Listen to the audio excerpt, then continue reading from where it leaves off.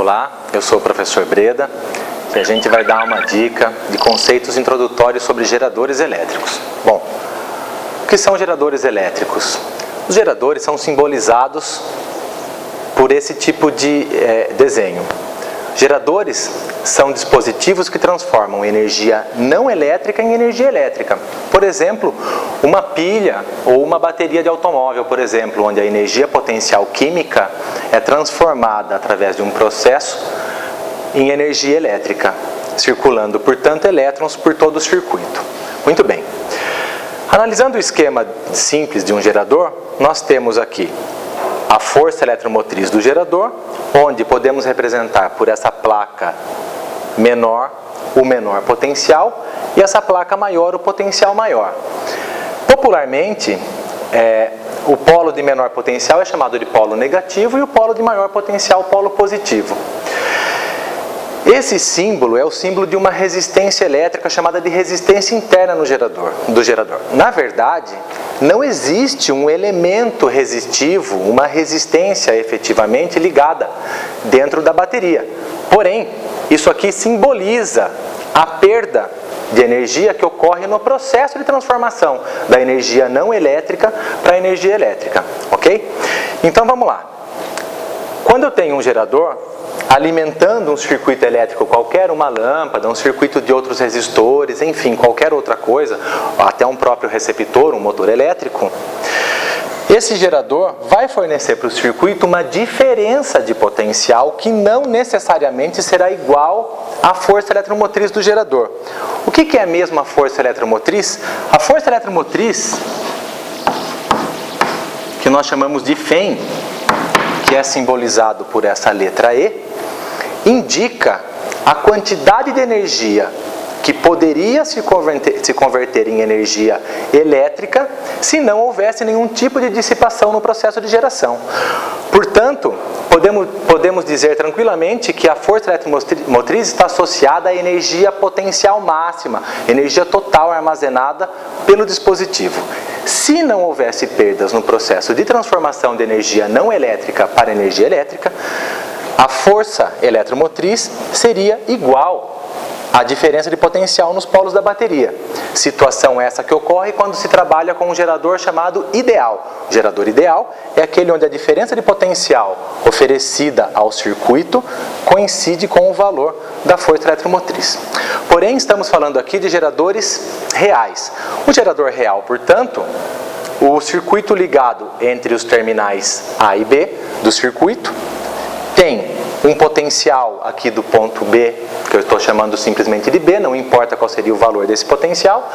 E quando nós percorremos o circuito no sentido convencional da corrente elétrica, nós partimos desse potencial B, passamos pelo gerador, onde há um ganho de potencial, um ganho equivalente ao valor da força eletromotriz, que é dado em volts. Porém, quando nós atravessamos a resistência interna, ocorre uma perda, uma queda de potencial, que é o que indica a energia que será dissipada por esse gerador. Finalmente, atingimos o potencial de valor A. Podemos equacionar isso da seguinte maneira.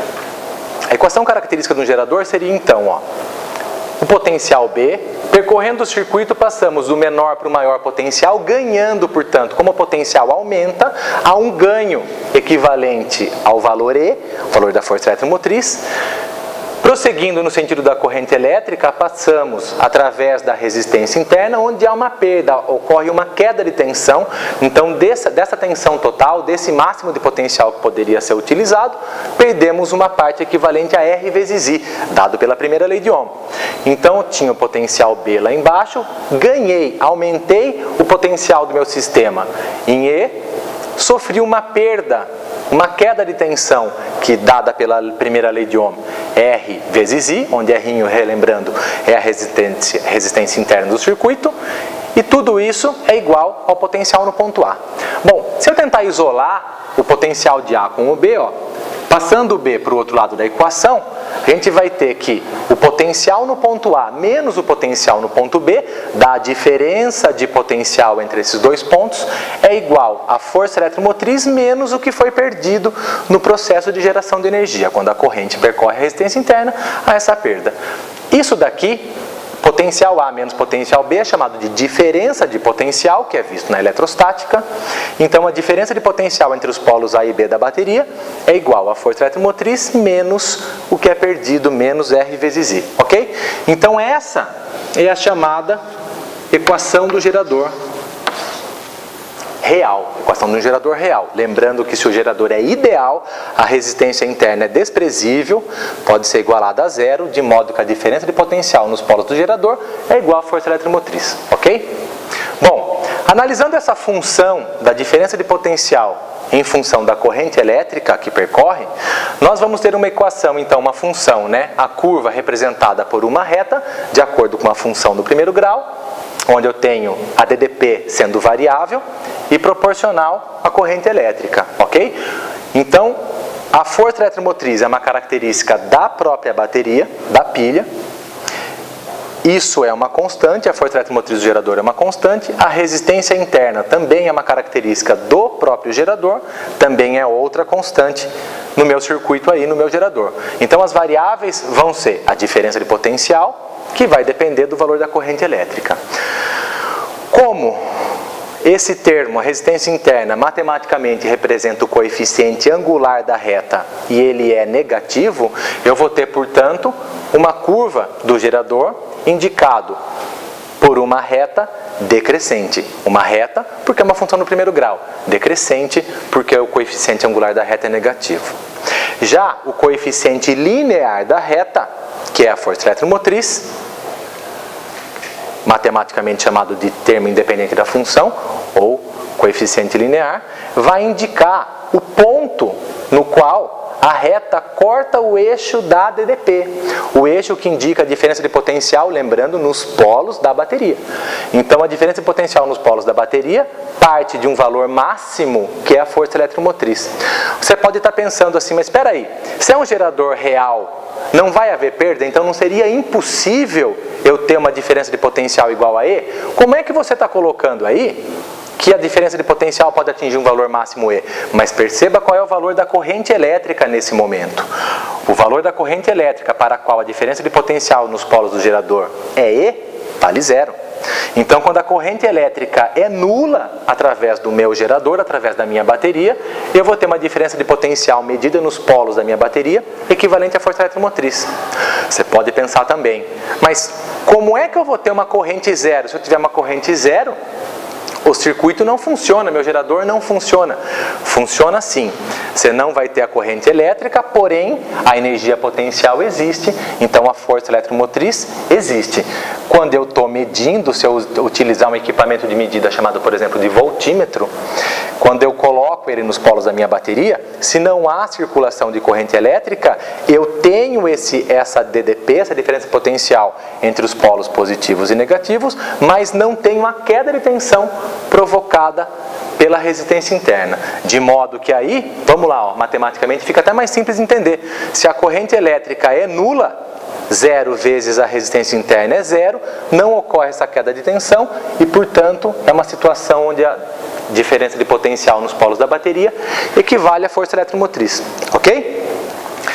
Repare o outro extremo, que é um outro ponto importante, o valor da corrente elétrica máxima. Qual é a máxima corrente elétrica que eu consigo obter com um gerador desse tipo? Bom, a gente já sabe da primeira lei de Ohm que quanto menor a resistência da associação, maior a corrente elétrica que vai percorrer o meu circuito.